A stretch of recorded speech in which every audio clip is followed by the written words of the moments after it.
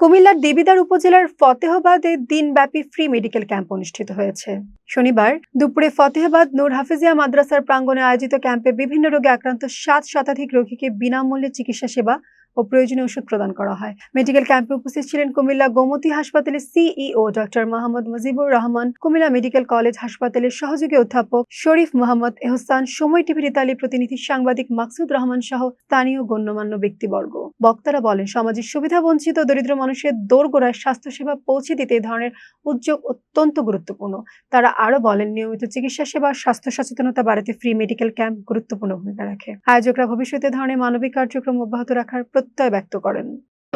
তখন অনেক লোকজন ছিল স্যার, এবং এই অঞ্চলের ছেলে জনাব গুপ্তি হাসপাতাল কুমিল্লা এবং আমাদের স্থানীয় গ্লোবাল টেলিভিশন কুমিল্লা জেলা প্রতিনিধি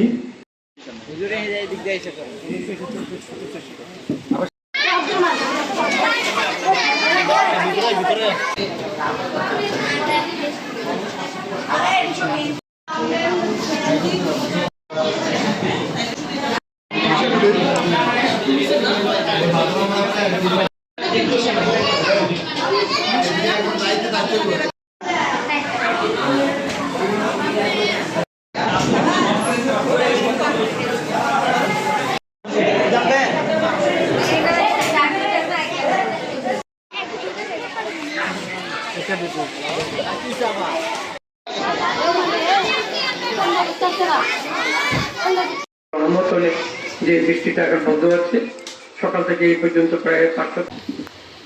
সব পয়সা আল্লাহ রাব্বুল আলামিনের।